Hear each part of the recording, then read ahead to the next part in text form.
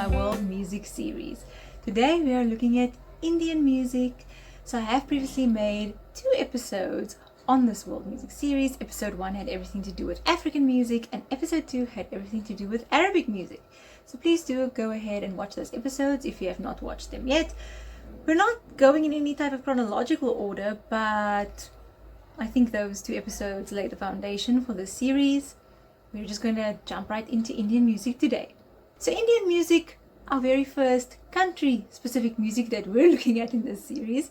So India, yes, it is a country region. And when we think of Indian music, we think raga traditions. Now a raga is what we can maybe compare to our Western scales, major minor scales, but ragas have more to do with mood and atmosphere and time of day and everything else.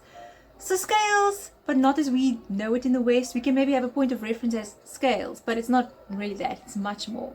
When you think of Indian music, we have distinctive musical elements such as the drone as a fundamental sound. Whenever you hear drone, a buzzing underneath, you are definitely hearing Indian music. The drone is what gives it away. Some people do get confused between Arabic music and Indian music. The main difference being there's a drone in Indian music, there is not in Arabic music. Now I know that if you are not really too well versed in either of these styles, you might get confused. But we at IGCSE level don't have a foot to stand on to be confused. We must know these musics inside and out. Indian music, drone. Another distinctive element is of course the ragas, which we said is a mood-based scale. And we also have emotional and spiritual connections to the music.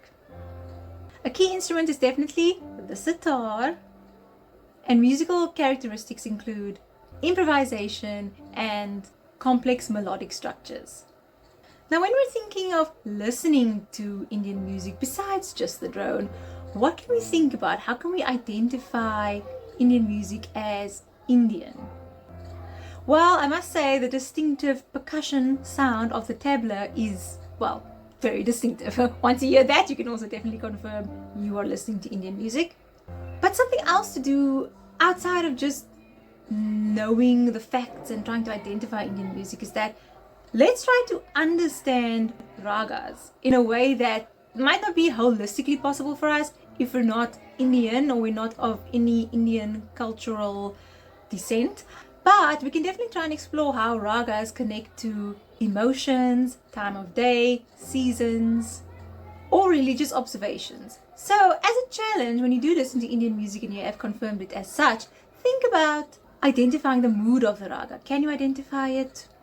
Most likely we would struggle, but let's try. It's always nice to put ourselves into somebody else's musical shoes.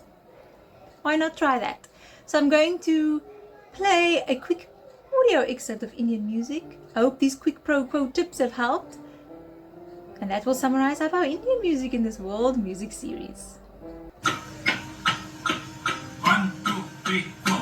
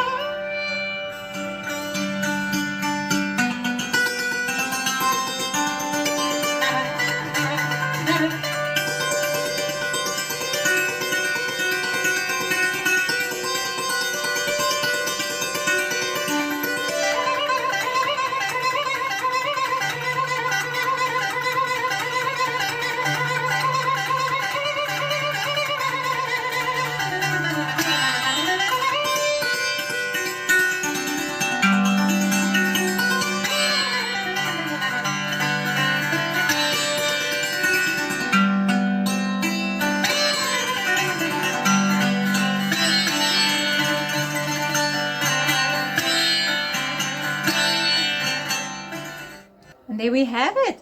So I hope that has helped you summarize a little bit of Indian music. I will see you next time in episode 4 where we will deal with gamelan music.